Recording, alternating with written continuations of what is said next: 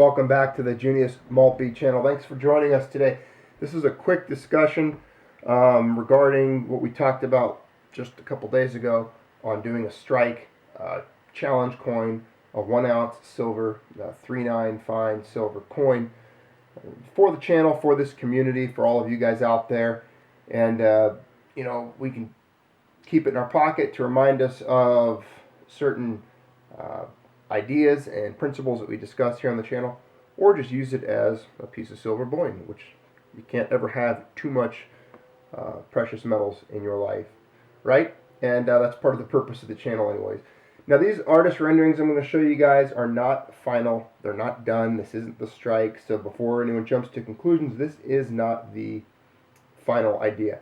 As a matter of fact, I'll tell you right off the bat, the face is going to be different because that's not the exact face that I use as, and we'll talk about who that is, what that image represents in just a moment. We're going to really break down some of the symbols here in the coin. And like I said, this is not done yet, so a lot of discussion yet to happen from you guys, a lot of your community input.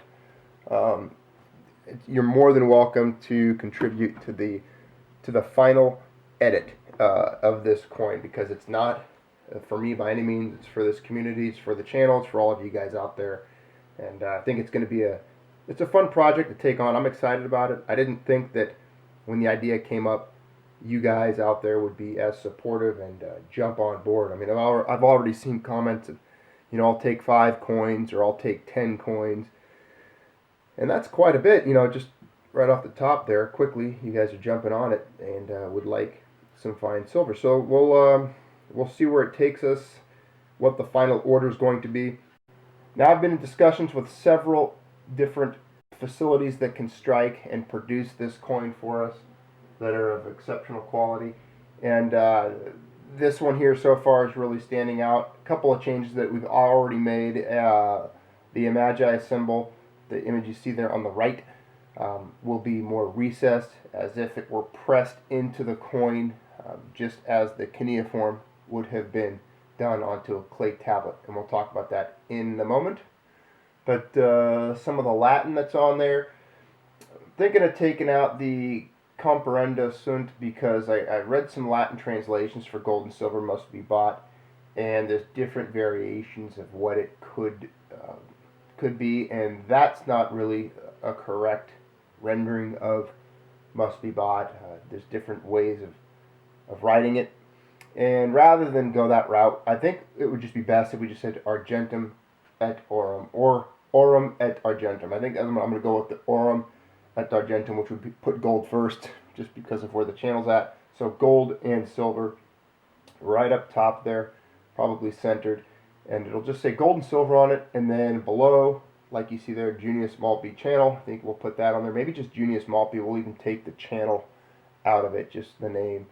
And now, let's move on real quick and discuss the image, because I know I've gotten some of you already know it. We've discussed it in the past.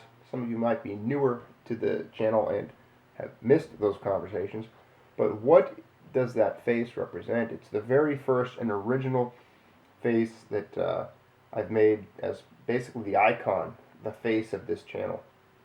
And, it comes from Marsyas, and a lot of you know that Greek and Roman mythology are intertwined. The Romans basically copied and inherited the Greek mythology and carried it forward.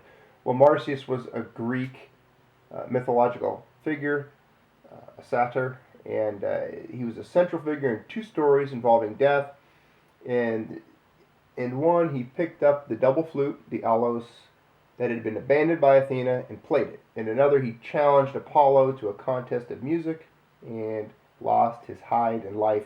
A lot of sculptures show him being basically skinned alive or killed and tortured by Apollo. In antiquity, literary sources often emphasize the hubris of Marsyas and the justice of his punishment. That's not, just give me a little background story here.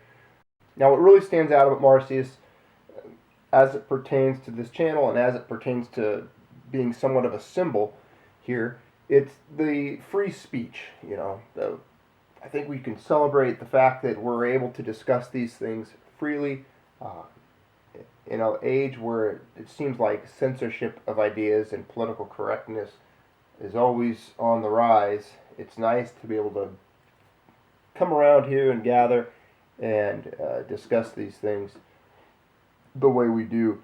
And he became a symbol among the Romans for free speech.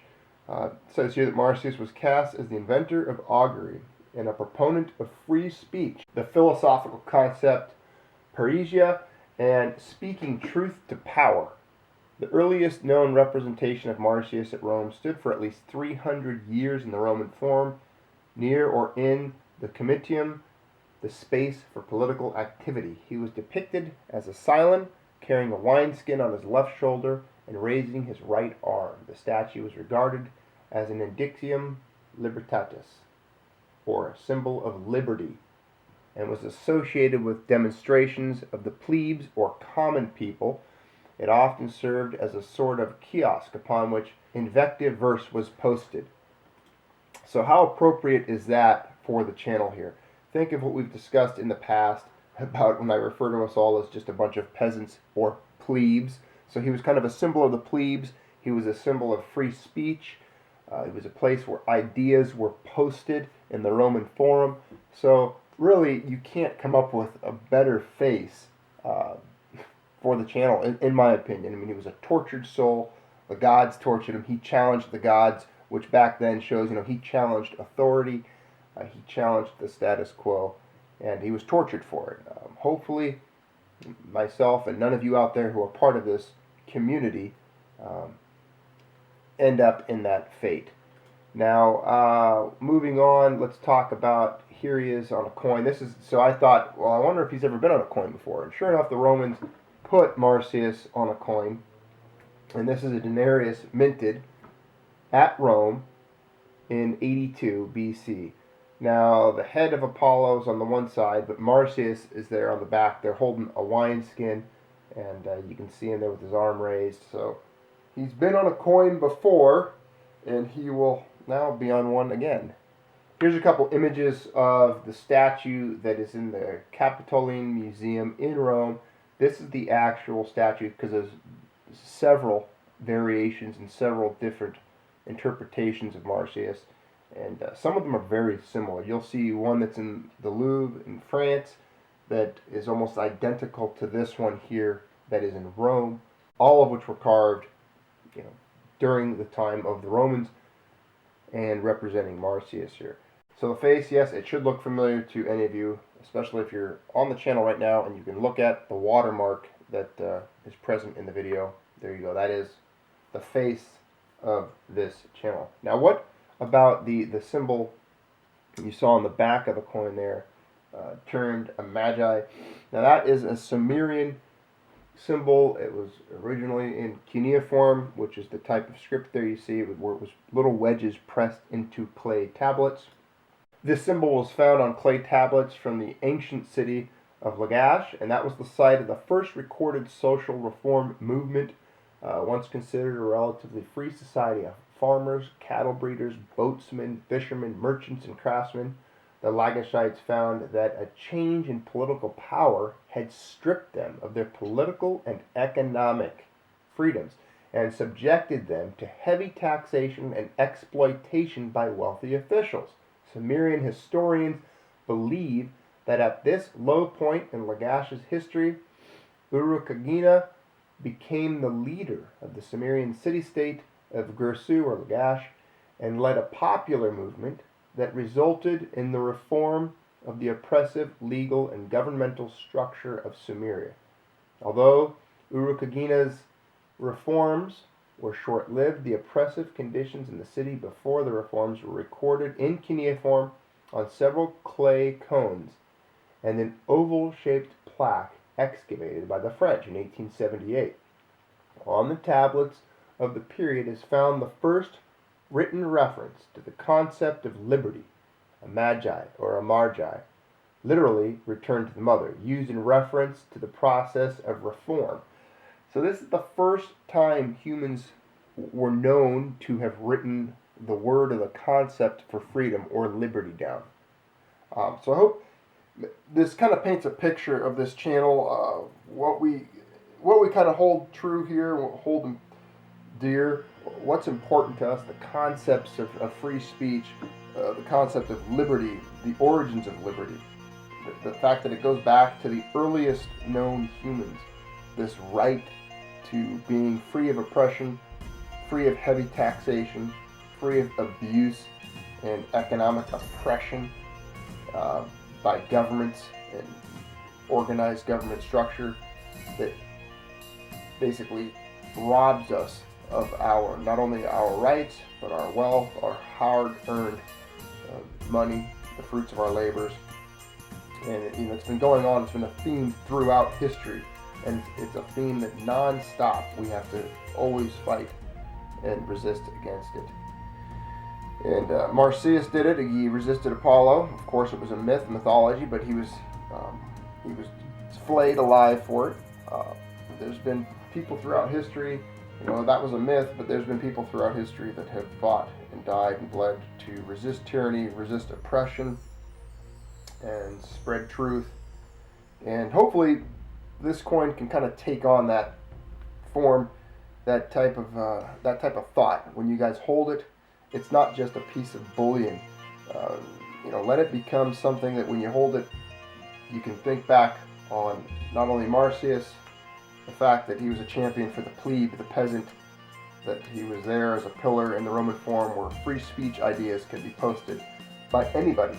And then think of the Sumerians, the reformed and their pursuit of liberty and freedom there, and the first time humans wrote the word freedom or liberty. And you'll see that both those symbols on this coin, as well as the date this channel was established, 2013.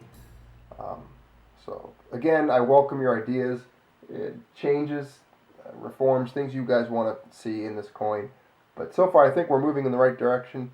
I guess we should talk about how this is going to be even executed, because I don't know how to get this coin into your hands.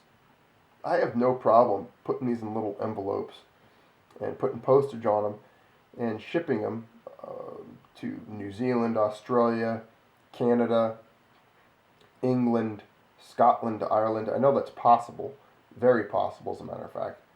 Now we could do it because I can't fund the startup on this by myself. It's literally it's an impossible feat, I guess. The mint that actually came out with these renderings requires 1,000 coin order, so that's 1,000 ounces, and they charge $2 over spot for the 3/9 silver blanks. So whatever silver's at, it's going to be +2, and then it's about $1,800 or so to set up the dies. That's a one-time cost. So once we get dies made, we can strike coins every year or whenever we generate an order. But the initial order, again, has to be 1,000 coins. So we're looking at $2 over spot times 1,000 plus $2 per coin. It comes out to like roughly in my head right now, based on silver, I think like $22 per coin. Which that's not bad for a custom, beautiful coin like this. If this thing was sitting in a shop right now, I'd give $22, no questions asked. However, multiply that times 1,000. That's $22,000. Now that I can't come up with. If one of you could buy all of them and have 1,000 of these coins, and then I guess sell them individually to the memberships here on the channel. But there's no way that I can come up with 22 grand. Now, should we do a GoFundMe, some type of Indiegogo campaign? I know there are internet venues in which we can crowd fund a project like this and then move the money towards the mint to have them made. So what's your ideas? How do we fund this? How do we get these going? It would be something I'm interested in hearing. If you guys have an idea for that, I don't think we'll have any trouble moving 1,000 coins, 1,000 ounces of silver, spread out among even, if just one, what is that? If we've got 10,000 subscribers almost here on the channel, let's say just 1,000, 1 out of 10 viewers here wanted 1 coin, that's 1,000 coins, we could do that quickly. Now, if some of you start buying 2, 3, 4, and 5 coins, you know, the price would drop again, because we could order, let's say if we ordered 2,000 coins, we'd spread the die price, the price to have the dies made out, and that would drop the price, I'm guessing, to, you know, almost $20 a coin, $21 a coin or so. Yeah, it'd be about 20 bucks. So $20, you know, if we were able to do 2,000 coins, something like that, and I could try to work with that mint and finagle, try to get the prices down a little bit. But there you go. I'll get to some news here after this video, but I just want to give you guys an update on what the coin process is looking like, and keep that discussion going, and hopefully we can see it come to fruition here shortly. Thanks for viewing, thanks for being part of this channel, and giving energy to ideas such as this.